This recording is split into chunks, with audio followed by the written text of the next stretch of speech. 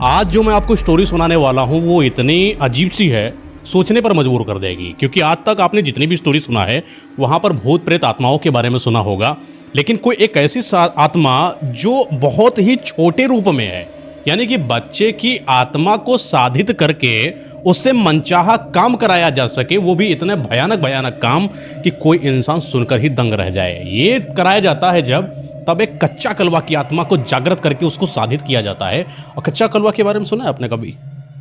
कच्चा कलवा की आत्मा को साधने का मतलब ये होता है कि जैसे कि कोई एक छोटा बच्चा है जिसकी उम्र 9 साल के पहले की है और उसकी आकस्मिक जो है मृत्यु हो गई है, और उस मृत्यु वाले बच्चे की जो बॉडी है यानी सो है, उसको अगर कोई इंसान अपने पास लेकर चला आए, उसके कंकाल के साथ कुछ क्रियाएं होती हैं वो अगर कर दिया जाए, उस आत्मा को सिद्ध कर लिया जाता है। और उस सिद्ध वाली आत्मा के साथ कुछ भी कराया जा सकता है। मर्डर, किसी इंसान का बिजनेस लॉस कर देना, किसी महिला के गर्भ में पल रहे बच्चे को बर्बाद कर देना, वंश की वृद्धि को रोक देना, इंसान को स्थिर कर देना, उस इंसान के भविष्य का बर्बाद कर देना, बहुत काल में पहुंचकर उसके आज की स्थिति को बर्बाद कर देना। ऐसे से बहुत सारी चीज़ें होती हैं जो हम कच्चा कलवा के माध्यम से करवा सकते हैं। बस ध्यान रहे, एक और चीज़ होती है कच्चा कलवा में कि आपने सुना होगा जो बच्चा होता है, हिंदू धर्म के शास्त्र के अनुसार की अगर बातें करें, जब भी कोई इंसान मर जाता है उसको चिता पर रखकर जला दिया जाता है। लेकिन जब बच्चा 9 साल के पहले मरता है उसको जलाया नहीं जाता, बल्कि उसको दफनाया जाता है। उस दफनाए जाने की वजह से उसका जो मुर्दा खोला जाता है, उस पर जब साधना करी जाती है तब कच्चा कलवा होता है। ऐसी मतलब एक महिला है जिसको ऐसी जरूरत पड़ जाती है अचानक कि उसको कच्चा कलवा की साधना करना है, क्योंकि उसके साथ कुछ गलत हो रहा होता है। वो बच्चे की चाहत में हो या कुछ करना चाह रही हो, उसने कच्चा कलवा को साधित करा हुआ था। तो ये स्टोरी इसी पर डिपेंडेड है, एक रियल घटना है जिसने साधना करी थी, उसके साथ फिर क्या हुआ, इसी चीज़ को हम लोग कंटिन्यू करेंगे आज की स्टोरी में। ये स्टोरी है आज के बहुत समय पहले, लगभग 1975 की बात है।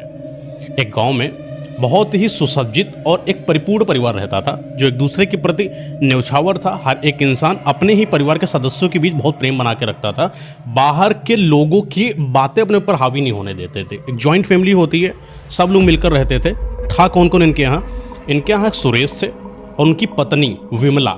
इनके 2 बेटे थे, एक का नाम सत्यम था, एक का नाम शिवम था। इन दोनों के नामों पर मत जाना सत्यम शिवम, क्योंकि इनके कर्म इतने कुकर्मी थे कि ये नाम को शोभित नहीं कर रहे थे। नाम भले सत्यम और शिवम रख दिया गया हो, लेकिन कर्म राक्षसों जैसे इनके थे।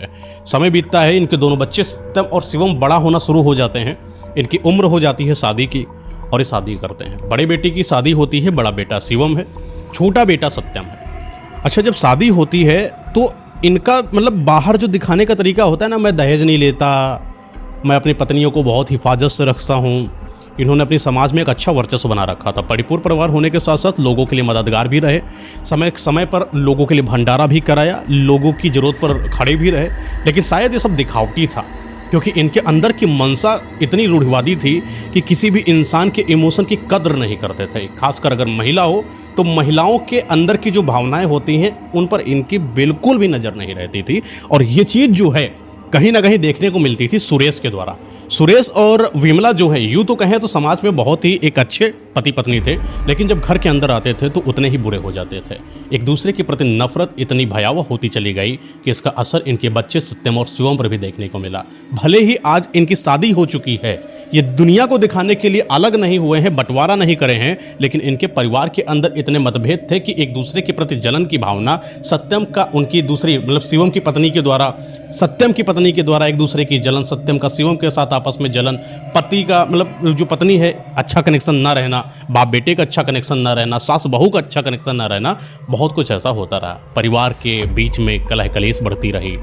कभी भी खुशमय जिंदगी जो होती सुखमय वाली वो नहीं व्यतीत हो पाई। एक दूसरे के प्रति हमेशा लड़ाई झगड़ा, सुबह उठते तो लड़ाई झगड़ा, इन्होंने पैसा ज़्यादा खर्च किया, उन्होंने ज़्यादा खर्च किया। इस तरीके की जब मतभेदता चलती रही, इनके दिमाग कहीं ना कहीं ग्रो नहीं कर पा रहे थे। 1975 का ज़माना, जब महंगाई भी चरम सीमा पर थी, कहीं ना कहीं कमाने के भी जुगाड़ बहुत कम हुआ करते थे।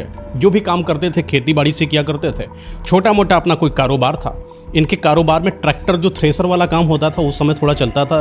आप अभी ये शायद थ्रेसर या हल वल जो नहीं होता, जब मिला के बैलगाड़ी में लगा के छोटा छोटा थ्रेसर लगा के ये लोगों के यहाँ रोपाई किया करते थे खेतों खेतों में जाके। तो ऐसे सत्यम और शिवम करता था। कोई गेहूँ खरीद लेता छोटे किसानों से, उसको कलेक्ट करता, बाज़ारों में कलेक्ट करता और बड़े डंफरों में डालकर आढ़तियों के पास बेच दिया करता था। और ऐसे ही मतलब शिवम एक दूसरे के साथ मिलकर काम करते थे। इनके घर में एक छोटी किराने की दुकान थी जिसको कभी कभी सुरेश हैंडल करते तो कभी कभी विमला हैंडल करती। और इनकी रूढ़िवादी परंपरा होने के तहत ये कभी बहुओं को बाहर नहीं आने जाने देती थी। एक बार ऐसा हुआ कि इनके बहुओं के प्रति इनका इतना ज़्यादा जकड़न वाला माहौल था, इनकी सास यानी विमला का, कि कभी भी बहू को किसी से बाहर से इंट्रोड्यूस नहीं होने देती थी कि तुम मिलोगी नहीं, रिश्तेदारों से नहीं मिलोगे, कोई ना कोई तुम्हें भड़का देगा, कोई ना कोई काली शक्तियाँ तुम्हारे ऊपर आ जाएंगी, कोई जादू टोना कर देगा, बाहर जाओ तो ऐसे जाओ वैसे मत जाओ, ससुर है, बड़ा ससुर है, जेठ है, मतलब सारे जो नियम कानून हैं उन कायदों को काफ़ी ज़्यादा मसरूफ़ रखते थे और चीज़ों को लोगों के बीच में मतलब अपनी चीज़ों को मसरूफ़ रखने की इनके अंदर आदत थी। ये आदत कितनी अच्छी है, शायद लोगों को अगर देखा जाए तो बहुत अच्छी है, लेकिन कहीं ना कहीं जब आप बहुत ज़्यादा हावी हो जाते हो तो आपकी लाइफ को बर्बाद करता चला जाता है। हुआ भी कुछ ऐसा। इनका पति, हम बात कर रहे हैं यहाँ पर शिवम की और बात करेंगे बाद में सत्यम की।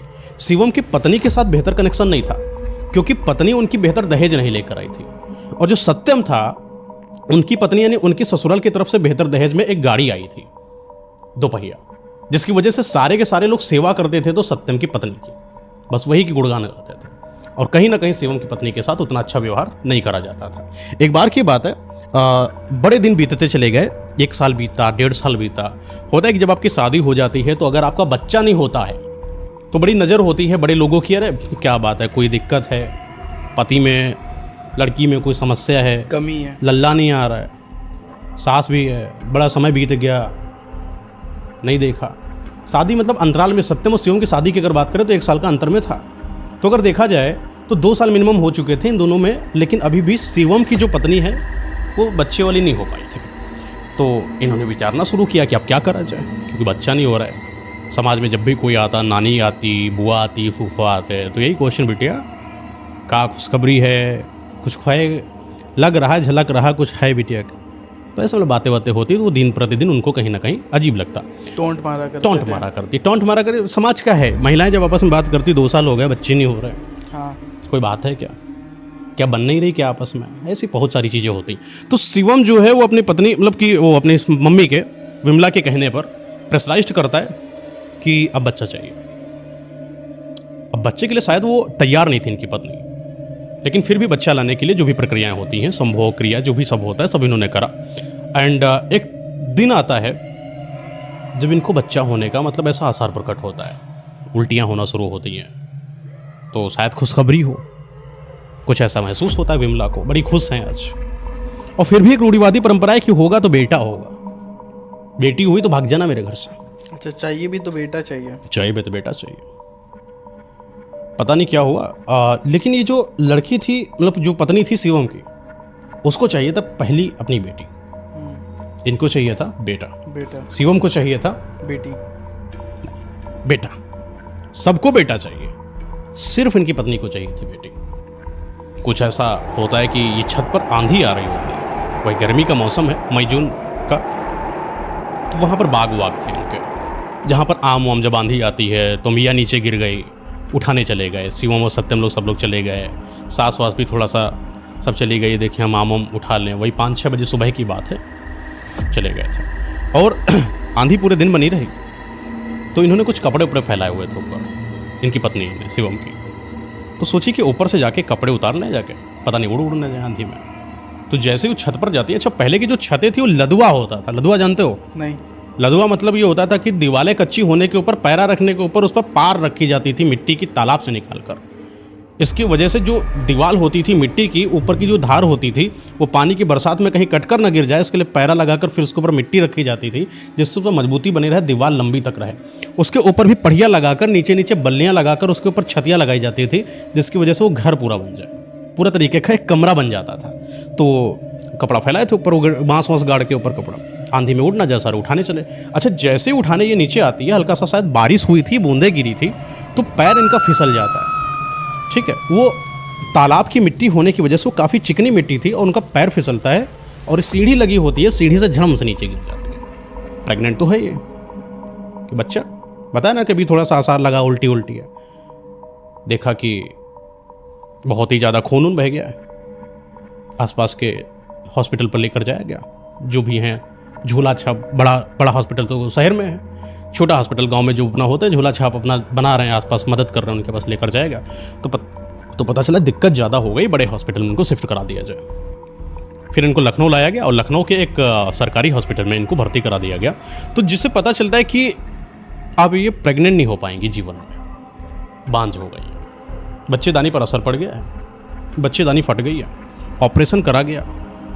ऑपरेशन के बाद झिल्ली को बांध दिया जाता है, जिसके बाद दो ही कंडीशन है, या तो मतलब कि अगर आप बच्चा बचा ले जाओ, या तो आप महिला को, जच्चा को बचा ले जाओ। तो जो एक सभ्य तरीका होता है डॉक्टरों का, वही होता है कि जैसे तैसे मैं जो बचा पाऊँ, अगर उसकी पॉसिबिलिटी होती कि लड़की को बचाने की तो बचा ले जाते, लेकिन पॉसिबिलिटी उनकी बच्चेदानी फट गई तो बचाने का मतलब क्या, वही जोड़ गांठ के अपना उन्होंने इनकी शिवम की पत्नी को बचा लिया। तो जब ये बच्चा नहीं होगा, चलो इंसान सह ले जाए, लेकिन जीवन में बच्चा नहीं होगा, ये बड़ी बात है। घर पे आती है शिवम की पत्नी को पता चलता है कि मैं बांझ हो गई, जीवन में बच्चा नहीं होगा। तो उसके अंदर बड़ा अजीब सा होता है कि मैं क्या सच में नहीं बन पाऊंगी कभी।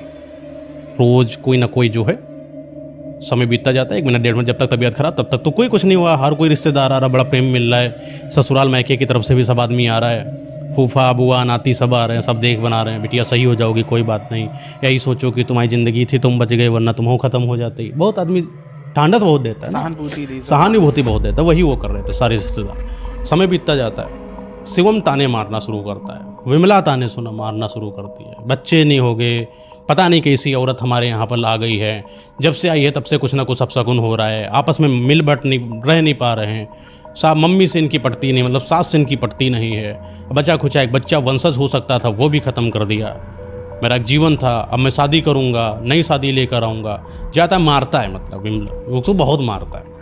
विमला भी आती खरी खोटी सुनाती, वो भी मारती, ना सही से खाना देती ना कुछ, उसके साथ सही से व्यवहार करती। समय बीतता जाता है, धीरे धीरे 1 साल बीत जाता है, उनकी देवरानी यानी सत्यम की जो पत्नी, उनको बच्चा हो जाता है। एक और गाज फट गई घर के अंदर, छोटक्की हो गया, बड़ी को जीवन में प्रेग्नेंट भी हो जाती, बच्चा भी हो जाता है, दुलार बड़ा प्यार चल रहा है। अब सब सत्यम ही सत्यम खाली घर में, उनकी पत्नी ही पत्नी, उन्हीं के चर्चे, बस उन्हीं के चर्चे, जो आ रहा है सब केवल उनकी पत्नी से मिल रहा है। कितनी बढ़िया बिटिया है, बढ़िया दहेज लेके आई, बक्सा लाई, लड़की होती है। हाँ, लड़की नहीं, उनका भी लड़का ही होता है। किस्मत तो देखो किस तरीके से खेल खेल रही है, बढ़िया एकदम तारीफें चल रही, दहेज भी तो लेकर आई, घर तो बहुत बढ़िया है, और ये तो बच्चा भी हुआ तो बेटा हुआ है, और भी बहुत अच्छा है, और आए दिन इसे कहीं मिलती है। और इसको अगर बीमारी कभी पीरियड्स में भी होती तो होता है ना कि महिला है, पीरियड्स में थोड़ा सा कमज़ोर महसूस करती, तो उस दिन भी अगर वो कुछ बहाना बनाती तो उसको खरी खोटी सुना देता शिवम अपना। यहाँ तक विमला, बात यहीं तक खराब नहीं थी, ससुर भी आके चिल्ला देता, सत्यम भी आके चिल्ला देता, कुल मिला के उसकी ज़िंदगी नर्क कर दी थी। ज़िंदगी का ट्रॉमेटिक इतना हो चुका था कि सुबह शाम सिर्फ वही गंदी गंदी बातें, अपमानजनक बातें, सिर्फ तिरस्कार की नज़रें, कभी प्रेम की नज़रें नहीं, कभी मायके ना जाने देना, मायके वालों की इज्जत ना करना, साले को बुलाकर उसको अपने घर पे ही मारना क्योंकि तुम्हारी बहन बहुत ख़राब है। समझ रहे हो, साला क्योंकि गरीब है, ये दोनों मिलकर कमा रहे हैं तो कोई इज्जत नहीं, इसलिए कभी भी खिचड़ी हो गया, दीपावली होली का त्यौहार हो गया, कहीं उनकी तरफ से रिश्तेदारी हो गई, जाओ तुम जाओ अकेले, हम कहे जाएं तुम्हारे घर, ऐसे ऐसे बढ़ता। बाहर बने घूम रहे हैं सेठ महात्मा, बाहर से नहीं दिख रहा है लेकिन अंदर इनके कुकर्म चल रहे हैं। अब सोच कर देखो कि किसी महिला के ऊपर जब इतनी प्रताड़ना हो जाए, उसके अंदर की क्या अभिव्यक्ति क्या रहेगी, इच्छाएं कैसी है, बहुत क्रोध रहेगा, या तो वो मरेगी या तो वो मारेगी, दो में से एक काम करेगी।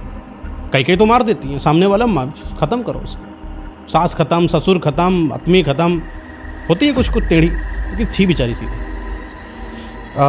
अपने एक सहेली थी इनके यहाँ पर, तो आया जाया करती थी, कभी बातों बातों में आधे घंटे मिल लिया, बैठला लिया, तो उन्होंने बताया कि एक हमारे पास बाबा हैं, अगर चाहो तो तुम उनके यहाँ पर होकर आओ, वो कुछ जानते हैं ऐसा जो तुम्हें अगर बता दें तो तुम्हारी शायद समस्याएं हल हो जाएं, मदद कर सके, कुछ ऐसा है।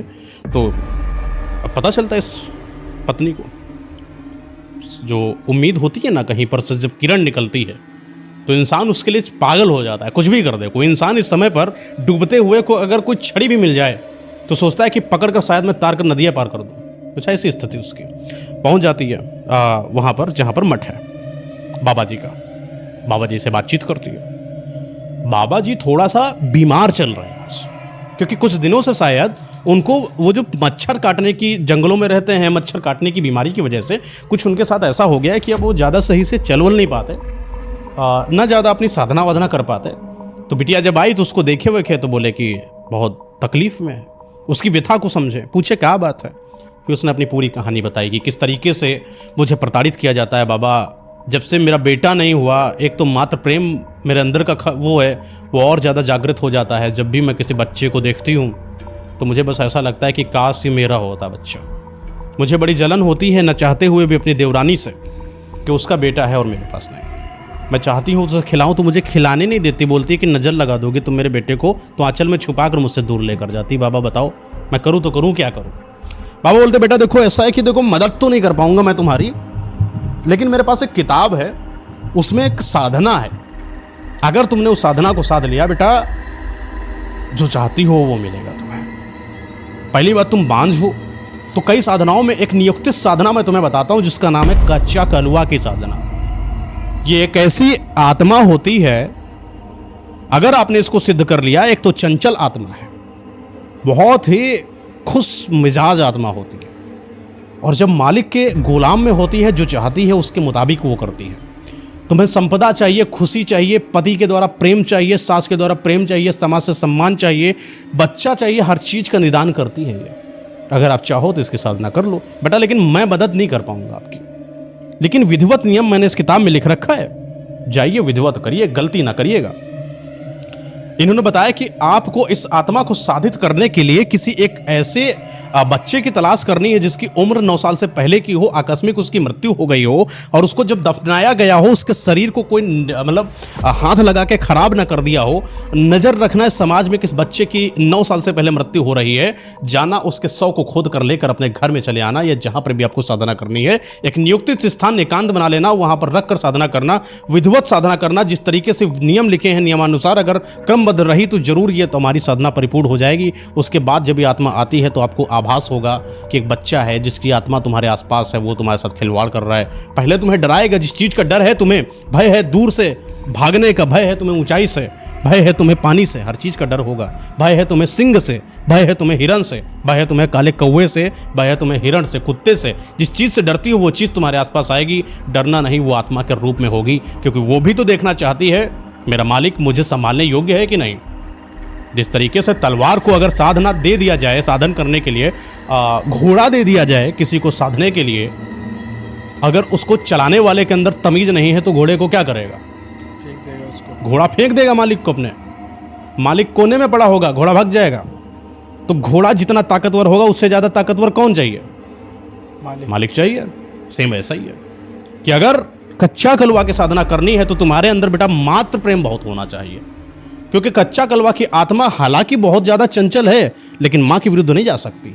मात्र प्रेम की सराहना और मात्र प्रेम का प्रेम उस कच्चा कलवा की आत्मा को तुम्हारे अंडर में रखेगा, आंचल में बांध देगी आत्मा। जो चाहोगे अपने बच्चे से करवा लेना। बोलती ठीक बाबा, चलती उठती चली जाती है। समय बीतता जाता है, नज़र रखती है आसपास कि किसका जो है बच्चा हुआ। अब बच्चा होता है तो हर एक इंसान के अंदर खुशी होती, इसको लेकिन जो खुशी थी उसके मरने पर होती कि काश कुछ ऐसा हो कि वो मर जाए। बड़ी किस्मत चमकदार थी इसकी कि समय नहीं बीता, कुछ समय बाद पता चलता है कि फलाने का बटवा मर चुका है उन्हीं के आसपास। ठीक है, 9 साल के पहले बेटा गया था बाहर गुल्ली डंडा खेलने और वो आंख फट गई। आंख फट गई तो जिसकी वजह से जो गुल्ली की जो नोक होती है वो आंख के ऐसी जगह फंस गई जहां मस्तिष्क के नस में होती है, वहां फंस गई। इंस्टेंट डेथ हो गई उसकी, खत्म हो गया हुआ लड़का वहां पर। अब घर में हल्ला मचा, शोक मचा, बच्चा मर गया, बच्चा मर गया। भाई लाडो पारो से पाला हो बच्चा 7 साल का मर जाए किसी के घर में, क्या होगा, काफी दुख होगा। माँ तो बिलख रही, करे क्या, बच्चे की लाश है, जला सकते नहीं। विधि विधान यही है कि उसको जो है दफनाओ। पूरा शोक मचा पड़ा है पूरे घर में, बच्चे को दफनाना तो है ही है। तो रात के समय बिना किसी को बताए, कोई देखे ना, उस बच्चे के लिए उसके खेत में कोने में दक्षिण दिशा में नियम होता है गाड़ने का, बच्चा अगर मरता है तो गड्ढा खोदा गया, नीचे थोड़ा सा नमक डाला गया, सिंदूर डाला गया, कुछ विभूति डाली गई, बच्चा डाला गया, कपड़ा हटाया गया, फिर उसके ऊपर सिंदूर डाला गया। बच्चे की प्रेम के नाम पर उसको बड़ी प्रिय थी एक चीज़ जो उसको छल्ले में पहनाई थी, वो भी डाल दी गई। एक कपड़ा डाल दिया गया था, कहते बच्चे को बड़ा प्रिय था मेरा बेटा, इसके साथ बहुत खेलता था। एक खिलौना छोटी गुड़िया मेला से लाया था, जब गया था वो उसको छोड़ता नहीं था, वो भी डाला गया। बच्चे को जो चाहिए उनकी माँ लोगों ने पूर्ण किया। बाद में उसको दफनाया गया और वो अपना जो संस्कार बाद में होते हैं वो अपना वो परिवार करेगा। इसको ये तो पता चल गया था कि किस खेत के किस कोने पर कहाँ पर गाड़ा गया है। रात जैसे ही समाप्त होती वही सब लोग यहाँ से निकल जाते हैं खेत से अपने गांव की तरफ। ये दौड़ती दौड़ती जाती है, पूरे 100 को खोद देती है और जैसे ही खोद कर लेकर आती है एकांत जगह पर, फिर उसके साथ वो सारी क्रियाएं करना चालू करती है जो करना चाहिए। इस क्रिया में ऐसा है कि आपका जो शव है उसको कम से कम 41 दिन तक एक जगह के बाद दूसरी जगह पर दफनाना है, मिनिमम 41 दिन। और जब आप दफनाओगे आपको हर एक दिन वहां पर जाकर पानी डालना होता है।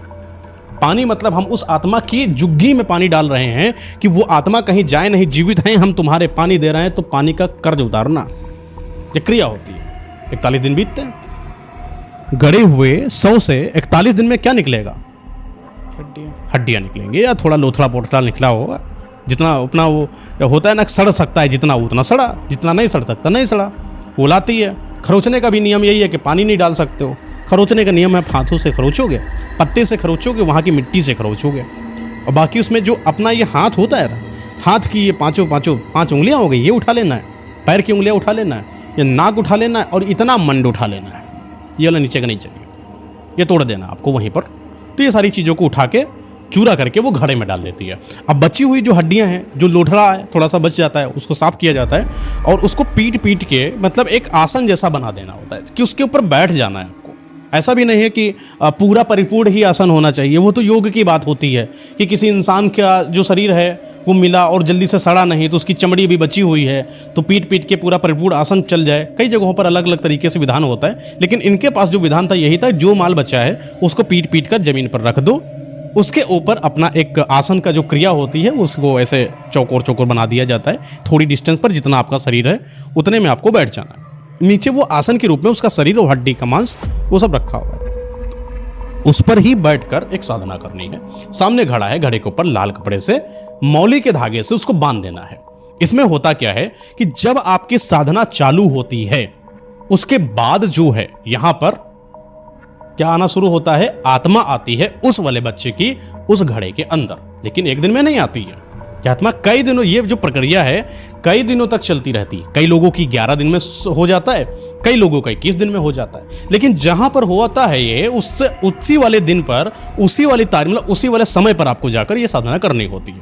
तो ये करती है। पहला दिन गुजरता है, सेम वो आसन पर बैठती है, सामने अपना घड़ा है जो कि लाल कपड़े से बंधित है और हाथ में सब चीज़ों सामान, जादू टोना टोटका के जितनी सामग्रियाँ होती हैं वो सब लेकर चालू कर देती है। समय बीतता है, जब कंप्लीट हो जाता है एक दिन, फिर अपने घर जाती है। तो कई बार ऐसा इनके घर वालों ने देखा कि यहाँ पर कुछ इसके जो कमरे में जादू टोना से संबंधित कुछ सामान रखा हुआ है। तो एक बार विमला ने देखा ये क्या रखा है, अजीब सा, बिल्कुल सिंदूर विंदूर लगा है, लकड़ी में, डंडी में गुड़िया बनी हुई है, कटोरी रखी है, कपूर रखा है, लुबान रखी, बहुत कुछ रखा। सब पूछी बेटा क्या है, सब है? कुछ नहीं बोली, वो बोली कि कुछ नहीं, ऐसा ही है, सब ऐसे रखा है। लेकिन वो जो है सका तो गए थे कि कुछ है जादू टोना टोटका वाला कोई सीन है, मतलब कुछ करती है शायद ऐसा। तो सकाई वो पूछी एकदम बहुत तेजी से, जादू टोना टोना कर रही है, क्या कर रही हो, मार डालना चाहती हो हम लोगों को? नहीं, ऐसा कोई जवाब नहीं दे, चुप पे रही। इन लोगों को इतना ज़्यादा गंभीर नहीं लगा। तो एक दिन की बात है, वही 11 दिन, शायद इनका 11वां दिन कंप्लीट होने वाला था। आज का जो 11वां दिन है इस महिला के लिए काफ़ी ज़्यादा महत्वपूर्ण है और ये जो साधना है एक लंबा समय मांगती है। किस्मत कितनी इसकी तेज है कि उसी 11वें दिन पर उनकी फैमिली के रिश्तेदारों में कहीं पर शादी है, सारा का सारा परिवार वहां पर गया है। और ये जो साधना है ना, जिस 11वें दिन पर करना होता है वो कहीं बाहर नहीं करना होता है, बल्कि अपने घर के अंदर ही करना होता है। या तो छत पर करोगे, या तो आंगन में करोगे, या अपने जो बेडरूम है उसकी जगह पर बेड उठाकर बीच में करना होता है। तो शिवम की पत्नी ने निर्धारित करा कि ये जो साधना है घर के अंदर बेडरूम में सही रहेगा, क्योंकि आंगन में अगर करा तो हो सकता हो कहीं कोई बाहर का आदमी देख ले झांक कर, और बाहर अगर करा वो भी बहुत दिक्कत है। तो बेडरूम ज़्यादा सही रहेगा कि अंदर से दरवाजा बंद कर लिया और अपना हम साधना वगैरह कर रहे हैं। ये वही बिछौना पूरा आज का जो 11वां वाला समय होता है ना, इसमें जो अगर आपको आभास तो हो जाता है कि आपके आसपास कुछ इसको महसूस होने लगा था। हाँ, कि कोई ना कोई आत्मा आने लगी है, कोई ना कोई इसकी महसूस कर रही है, कोई इसको छू रही है। एक नियम है इसमें लिखा है पूरा, आपको मैं पूरा बता दूंगा तो लोग एकदम कर ही देंगे, फिर वो गलत हो जाएगा। उसमें एक नियम है कि इस चीज़ को अगर आप फील करने लगो तो समझ लो आपका 11वां दिन में हो गया। इस चीज़ को अगर आपने महसूस नहीं किया तो समझ लो आपका 21 दिन में जाएगा। फिर आपको उसको उस वाली साधना को और ज़्यादा बढ़ाना पड़ेगा। लेकिन दिन 11वां ही सही था इनके लिए। आज की साधना इनकी आखिरी साधना होने वाली थी। घर के अंदर बेडरूम में ही सारी चीज़ों को व्यवस्थित करा गया। वो जो बिछौना था उन सारी चीज़ों हड्डियों को समेट कर सारी चीज़ों को रख कर फिर से वहाँ पर नया बिछौना चालू किया गया और ये सब चीज़ें रख दी गई। आज साधना चालू होती है। देर रात तक कोई नहीं आएगा, अगले दिन भी कोई नहीं आएगा, क्योंकि उस जमाने के जो आदमी थे जब भी कहीं जाते थे 1-2 दिन तक अच्छे से गुजार कर आते थे। आजकल का समय नहीं, गए चले आए। पहले के ज़माने में आराम से आदमी समय लेकर जाता था, 1-2 दिन तक कोई आने वाला नहीं। तो रात का समय चालू होता है इनका, वही जो भी अपना नियत समय था, साधना चालू होती है, मंत्रोच्चारण चालू होता है। इसके पास वो आत्मा ऐसा लगा कि आ गई घड़े के अंदर। घड़ा एकदम से उठा, उसका गोल गोल ऐसे ऐसे घूमने लगा। इसको बड़ा डर लगता था ऊंचाई से। इसको ऐसा लगा कि कोई इसको हवा में मतलब उछाल दिया बेडरूम के अंदर। जब ये हवा में हुई ना, इसको अंदर से भय लगने लगा। एकदम से इतना ज्यादा भय लगने लगा कि चिल्लाने लगा। बस इसने यहीं पर जो साधना का क्या कर दिया, विखंडन। अब ये आत्मा क्या करेगी, कच्चा कलवा की इसको मार देगी। ये ऊपर इनको लटका देती। ऊपर छल्ला लगा होता था पहले, बल्ली में छल्ला वल्ला बना देते थे कि इससे रस्सी लटकाई जाए, इधर से उधर बांध दिया जाए। उसी छल्ले में इसकी जो साड़ी का ये फंदा था ऐसे लपेट के वहां पर लिपटा, ऐसे जीभ बाहर आ गई, आंखें बाहर आ गई, शरीर पूरा झुलस गया, ये कंधे पूरे आगे आ गए। ऐसा है जैसे किसी ने सुसाइड कर लिया हो जाए उसका। सब तंत्र मंत्र का सामान नीचे पड़ा है। अगला दिन होता है, घर वाले प्रवेश करते, जैसे ही घर के अंदर प्रवेश करे पता चला घर का दरवाजा मेन गेट खुला है। अंदर गए, कोई नहीं था ना, न सत्यम है न शिवम, न उनकी पत्नी। अच्छा, रिश्ता भी जिसका था वो सत्यम की पत्नी के यहाँ पर आया था। सत्यम की पत्नी का भी जाना तय था, कोई नहीं था घर पर। दरवाजा खोला, देखा तो टोना टोटा सामान पड़ा सब। मुझसे ज्यादा भयंकर जो है सामने का दृश्य, जीभ लटकी पड़ी, पूरी आंखें निकली पड़ी एकदम। मैं सब पूरा यहाँ से ऐसा लग रहा पूरा पूरा लटका लटका नीचे नीचे चला। ये जैसे ही सबने देखा, सब डर के एकदम अचंभित हो गए, ये क्या हो गया।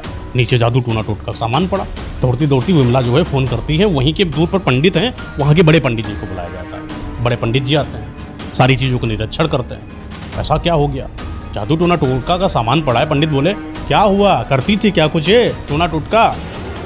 वैसे भी इनके तो लोग तो टेढ़े आदमी थे, पता नहीं क्या किया करती थी महाराज। हम तो रोज इनको बोलते थे, कहीं ना कहीं कुछ ना कुछ हरकतें किया करती थी। हम तो पहले से सकाते थे, कुछ ना कुछ हमारी जो बड़की बहुरिया है कुछ गलत है। और देखो क्या कर दिया है, लटक गई, हमारे घर में मरी है। इसकी आत्मा बताओ टहलेगी। इस चीज़ का गम नहीं जो मर गई है, गम इस चीज़ का कि इसकी आत्मा यहाँ पर है। तो महाराज बोले कि आप जो बोल रही सही बोल रही, इसकी आत्मा यहाँ पर छोड़कर नहीं जाए। और जिस चीज़ को ये साध रही है कच्चा कलुआ है। कच्चा कलुआ की आत्मा के साथ इसकी आत्मा भी आपके घर पर प्रकोप बना लिया है। मैं आपकी आत्मा की रिहाई करा देता हूँ। मेरे पास है ऐसी तरीके कि आपकी जो बहू है उसकी आत्मा को मैं मुक्त कर दूंगा, जिसके लिए कुछ विधि विधान होता है, नियम होता है, मैं करे देता हूँ। अगला दिन नियम शुरू होता है, मंगलवार को जो है सुंदरकांड कराया जाता है, चालू की जाती कई सारी चीज़ें, और उस बहू की जो आत्मा है उस घर के आसपास से छोड़ दी जाती है।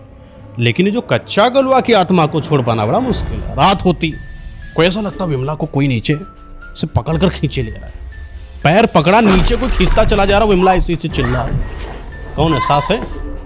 सत्यम आता तो कभी ऐसा लगता कि उसकी जो पत्नी है, उसका जो बच्चा है, बच्चा विकराल रूप लेकर बैठा है, कभी दीवार पे चल रहा है, कभी इधर चल रहा है। वो आत्मा बच्चे के अंदर प्रवेश कर जाती थी। कभी वो आत्मा ससुर के अंदर प्रवेश कर जाती थी, ससुर बच्चों के तरीके खिलौने में खेलते रहते। कभी तो कभी ऐसा लगता है कि वो दौड़ते दौड़ते ऊपर जाते, सीढ़ी से सीढ़ी सर नीचे गिरते हुए चले जाए। जब बच्चा खेलता है, चंचल है एकदम, वैसा ससुर बन जाते हैं। कभी सास चंचल हो जाती, कभी कुछ होता, कभी कोई गिर रहा है, कभी कोई मर रहा है, कभी कुछ हो रहा है। इनके घर में कोई आता, उसको कोई मारने लगता है। सत्यम ही एक दिन पता चला इनकी बुआ आई, उनको थपड़ाना चालू कर दिया। वो पूरे रिश्तेदार में बता रही, बड़ा अजीब यार, रिश्तेदार इनके यहाँ जाओ तो बताओ मारने लगते हैं। तो शिवम को जब ये बात पता चली कि अपने घर में ये सब हो रहा है तो गलत हो रहा है, इस चीज़ का आभास विमला को होता था कि बाबा ने जो बोला है महाराज जी ने कि यहाँ पर कुछ है। फिर वो बाबा को बुलाती है अपने घर पर, फिर निरीक्षण चालू होता है। बाबा बोलते हैं बेटा एक काम करो, तुमको बचना है अगर इस जीवन से, ये तो सही समय पर आपने हमें बोला दिया, क्योंकि आज वो रात है जिस दिन कच्चा कलवा की आत्मा भयंकर रूप में जाती है, और अगर इसको इसका मालिक ना मिला, इस मालिक के साथ में रहने वाले इंसानों को मारकर अपने मालिक का पता लगाती है। क्योंकि मरने के बाद जो रिहाई दिलाई है वो किसने दिलाई है? मैंने। पत्नी की आत्मा की रिहाई किसने दिलाई है? बाबा ने। और साथ में आप लोगों का सहयोग आप सबको कच्चा कलवा की आत्मा मार देती। जितना जल्दी हो सके यहां से निकल जाओ, और यही एक आखिरी दिन है, आपको यहां से निकलना है। आज के बाद अगर कोई भी इंसान इस घर पर रहा, उस इंसान का खत्म होना तय है। ये बात जैसे ही पता चलती है विमला को, सुरेश को, शिवम को, सत्यम को, सत्यम की पत्नी को, वो सब लोग वहां से तैयार होकर निकल जाते हैं। अब अपनी जान बचाए इंसान घर बचाए। सब बिजनेस वैसे पड़ा, सब व्यापार पड़ा हुआ है, जस तलस करके निकल गए। और कहा जाता है कि उस दिन के बाद जब भी कोई इंसान उस घर के आसपास से गुजरता है, उसको उस घर के अंदर किसी बच्चे के रोने की आवाज आती है। कोई विलाप कर रहा हो, कोई चिल्ला रहा हो, कोई किलकारी कर रहा हो, कभी किसी बच्चे की खेलने की आवाजें आती हैं, कोई चहक चहक कर चिल्ला रहा हो, कुछ ऐसी आवाजें आती हैं। कभी ऐसा लगता कि उनके घर के अंदर कोई झांक कर देखता तो पता चला उनके खिलौने ऊपर नीचे हो रहे हैं, गेंद उछल रही है, कोई बच्चा जैसे खेल रहा है। कहते हैं कि उस दिन के बाद से कोई इंसान उस घर के आसपास भी नहीं गया। लेकिन एक समय गुजरता जाता है, समय धीरे धीरे ये जो अपना 2000 आता है, हम जैसे और आप जैसे लोग बड़े हो जाते हैं। फिर कुछ और महानुभाव होते हैं जो साइंटिस्ट के ज्ञानी आते हैं। बहुत प्रेत कुछ होता ही नहीं, दिखा दो हमको बहुत प्रेत है। तो 2007 की बात है, एक पति पत्नी जो है मतलब कि वहाँ पर आए होते हैं। वो घर हालांकि जो है पूरा हॉन्टेड है, वहाँ पर कोई आसपास नहीं जाता। उसके आसपास से भी जब भी कोई जाता कुछ ना कुछ उसको दिख जाता। तो वहाँ से आसपास से कोई न निकलता, न निकलने देता। सलाह भी यही होती कि कोई यहाँ पर नहीं निकलेगा। लेकिन 2007 बदलता है, धीरे धीरे चीज़ों को बदलाव में लाया जाता है, और उस रुके हुए घर पर मरम्मत का काम चालू करवा देता है एक वहीं का ठेकेदार, जो बोलता है कि सब कुछ भूत नहीं होता है, सब करवा दो। तो जब वो ठेकेदारी का काम चालू करवाता है ना, कहता है कि उस घर के मरम्मत में जो रुपया लगा था वो मरम्मत हो तो गए थे, लेकिन उसके बाद उस ठेकेदार के घर में कोई भी इंसान बचा नहीं था, सब मर गए थे। यहाँ तक जिस इंसान ने मरम्मत करी थी उस इंसान के घर में कोई नहीं बचा था, बस एक इंसान बचा था। तो उस ठेकेदार का बेटा जो कि यहाँ पर नहीं बल्कि दूसरे किसी शहर मतलब सूरत में रहता था, वो वापस आया। और जब वो वापस आता है तो उसने देखा कि मेरी ही प्रॉपर्टी है, मेरे ही पापा की प्रॉपर्टी, सब भूत प्रेत आत्मा कुछ नहीं होता है, सब लोगों का भ्रम है। हो सकता हो कि एक्सीडेंटल इनके पापा की मृत्यु, लोगों की मृत्यु आकस्मिक ऐसे से, किसी का एक्सीडेंट से हो जा रहा है, किसी कोई तालाब में गिर के मरा जा रहा है, कोई कुछ हुआ जा रहा है। मतलब जिनकी मृत्यु हुई उस बच्चे जो बेटा सूरत में है, बिलीव नहीं होता, उनको लगता है हो गया होगा अचानक इंसिडेंट से, ऐसा कुछ भी नहीं होता। तो उसने बोला कि ऐसा करते हैं, अब लोगों का जो भी भ्रम रहा हो इसको रेंट पर उठाना चालू करते हैं, इस वाली ज़मीन को। बढ़िया घर को बनवा दिया गया और रेंट पर भी टू लेट लिख दिया गया। वही 2007 की बात होती है। एक पति पत्नी ऐसे ही पढ़े लिखे, इनकी भी एक बहुत बड़ी कहानी बताऊंगा फिर कभी। इनकी एक IIT में करा हुआ बच्चा IIT पास करता है, उसकी शादी होती है बहुत ही पढ़ी लिखी लड़की से, सॉफ्टवेयर इंजीनियर है वो। तो इन दोनों ने नियम ऐसा बनाया कि जिस भी जगह पर मतलब इनको आना है ये वही जगह है, इनका ट्रांसफ़र हो जाता है कि यहाँ पर तुमको सब कुछ देख रेख करनी है। और दोनों लोग आपस में एक दूसरे के साथ उसी शहर में रहते हैं। लेकिन अब रहने के लिए जगह चाहिए, तो जगह कहाँ मिले? हर जगह की जगह इतनी महंगी, और फिर पहली सैलरी वैसे भी सस्ती, तो सस्ते में कोई जगह मिल जाए वहाँ पर रह जाए। तो इनको उसी जगह पर एक कोई लेकर आता है और वो जगह इनको दिला दी जाती है। वहीं के आसपास एक महिला रहती है जो काम करती है झाड़ू लगाने का। वो ऐसे ही बोलती है उस लड़के की पत्नी से कि बेटा यहाँ पर मत रहना, यहाँ कुछ तो अलग है, जितना चमकदार दिख रहा है उतना है नहीं चमकदार। आज तक इस घर के अंदर कोई प्रवेश नहीं कर पाया है, और जब भी कोई रहने की कोशिश करता है उसकी मृत्यु हो जाती है। ये जिसने भी तुम्हें दिलाया है, इनके पिताजी और उनके परिवार में और जितने भी मजदूरों ने काम किया है, आज वो जीवित नहीं है बेटा। लड़की बोलती है कि माँ जी आप पुराने समय की हैं, मानती हूँ कि आप कहानियों में विश्वास कर चुकी हैं, लेकिन अब ज़माना बदल गया, अब कुछ ऐसा नहीं होता। अगर कुछ ऐसा होगा माता जी तो आप हमारे साथ रहिए, आप बचा लीजिएगा हमें। टांट मारती हंसी मजाक वाला। माँ जी बोलते हैं भैया ठीक है, नहीं मानो मत मानो, अपना काम संभालना है। अब तुम्हें नैया पार करनी है तो पार करो अच्छे से। चली गई। पहले दिन की बात होती है, पहली रात अच्छे से गुजरती उस घर के अंदर, कोई दिक्कत नहीं होती। इनका जो पति है उसका नाम राहुल होता है और इस लड़की का स्वीकृति नाम होता है। मॉडर्न है दोनों, बहुत एकदम खुश मिजाज, हैप्पी कपल, रोमांटिक कपल, एक दूसरे के लिए प्रेम की बातें करना, क्लैप करना। 2007 का माहौल तो जानते हो क्या होता, बाहर की दुनिया खूब अच्छे से चल रही है। पहला दिन बीतता है, वो ऑफिस जाता है। आज पूरे दिन जो है स्वीकृति घर पर है।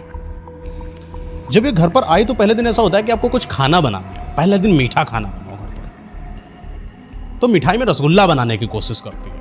और जब ये रसगुल्ला बना रही होती है तो वो रसगुल्ला जो है फट रहा है।